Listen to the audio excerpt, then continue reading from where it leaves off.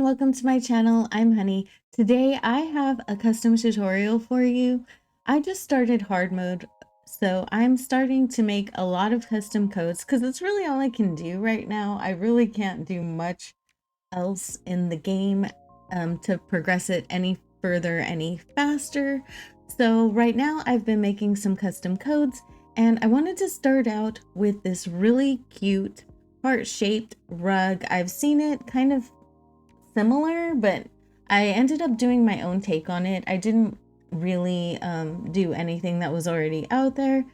The first thing I did was I set a color palette, and the colors that I used are just a pink and just this little bit of a off-white. If you're curious about the off-white color, it's basically that fourth color on the hue, and then I alternate between 3 and 4 on the vividness, and then I do a 1, 2, 3 in brightness. So that way, or actually it's a 15, 14, 13 because it's from the right, but you know what I mean. So that way it's just this kind of neutral, not white, but like kind of white. It looks white when you put it down on the ground, but it's not like so stark white that it's going to blind you when you look at it. So yeah, that's the reasoning for ending up with that. And I like this kind of like a rosy pink instead of like a really harsh pink. These colors look a lot lighter when they're laying down on the ground. That's always something to consider. You can copy how I'm doing the ruffle and the heart if you'd like. In my Discord, I will be posting all of the pixel graphs, all of the finished pixel graphs in my Discord. So you are free to go down there and copy them, whatever. I will be posting those every time I post a custom code tutorial. You will be able to find the pixel graph there. My Discord will be linked down in the description below. So right now I'm just making a heart, and I want a little bit of a ruffle around it. And this is one where you're really going to have to trust the process. It looks very ugly while you're making it. As you can see, it's not looking very cute. It's not looking very attractive at all. I'm trying to make like a varied kind of messy ruffle around the edges. It just doesn't look good right this minute. I like to do outlines and then go in with my shading and textures. And then I wanted it to be like the little checkered, like the gingham. So I went through and I made all the stripes first because I wanted everything to line up. And this is the easiest way for me to do it. You can do the gingham like all in one go for every piece, but I just find it a little bit easier to do it this way and go piece by piece and, you know, do it as I go along. So after I finish all of these pieces with the A and B color, I used the third and second colors for this part of it.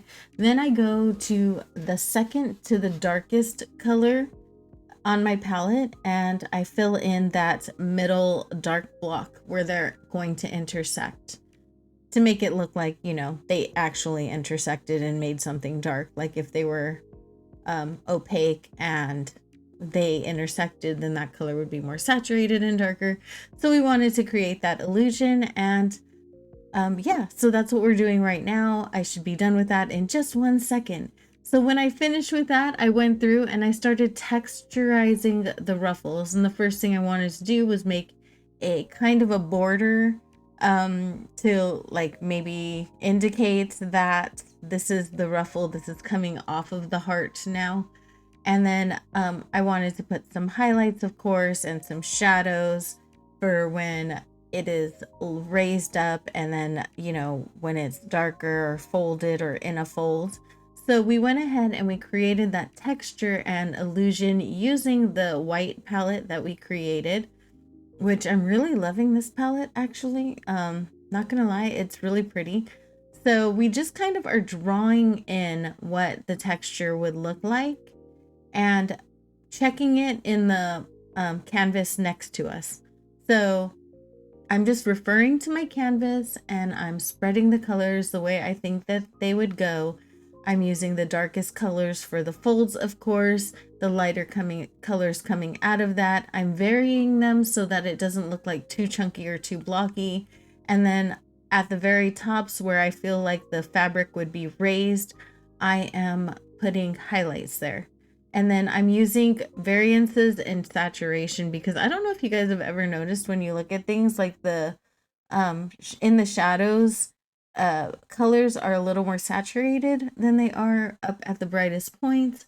So we want to have those little variations in saturation also kind of mimicked in our piece in order for it to look a little bit more realistic. So after we do that, we go back into the heart and we start to create a shadow.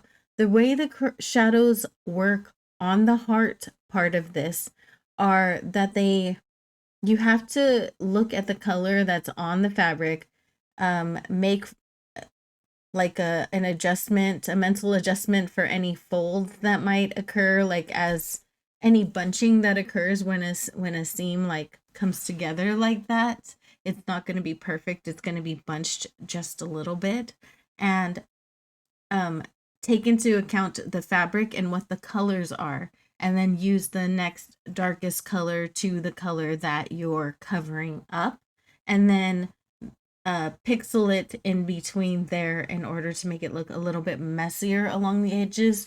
You can go crazy with that aspect of it. You can totally cut out a part of the middle and put it over the other. You can make it look completely offset and add a shadow straight through the blanket pattern in order to make it look like it's rumpled up.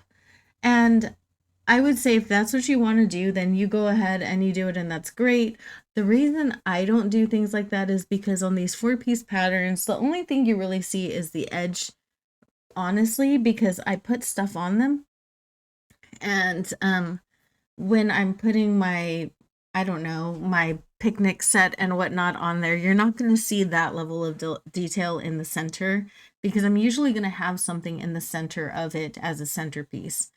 So I don't really mess with too much of that, but you feel free to do what you want. This is a creative endeavor, and if you want your rug to just be the centerpiece and you're not going to put anything on top of it, so you want that level of detail, then absolutely that is a great idea for you to do something like that. I'm going to let you watch me shadow in the rest of this, and then we're just going to talk a little bit about what's to come as far as custom designs.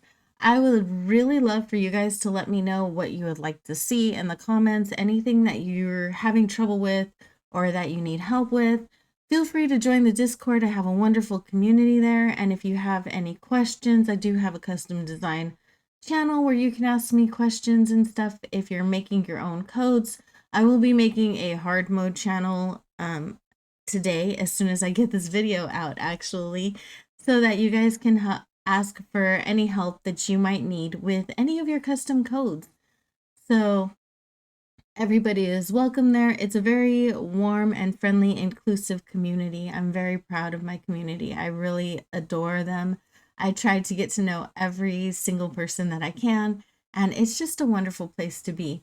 And if you're feeling very creative and you're really getting into your custom designs, I want to encourage that in every way possible because hard mode has literally made my dreams come true. I've wanted to see a community of people making their own custom codes because it's a game changer really in playing Animal Crossing. Like for me, it was a game changer when I started making my own codes because then I really felt like I was taking ownership of my island and everything there was mine. You know what I mean? And I do still use other people's custom codes here and there, but when I'm contributing to the custom codes on my islands, it makes me feel like I was more involved in the creative process and I wasn't working around somebody else's genius, you know?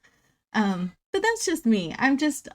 That's the way my brain operates. I love art, so I think I just like drawing so much that it's just another form of drawing for me as well. And it's a great outlet for me. Just sometimes I make custom codes and they don't even belong anywhere on my islands. I just do it for fun.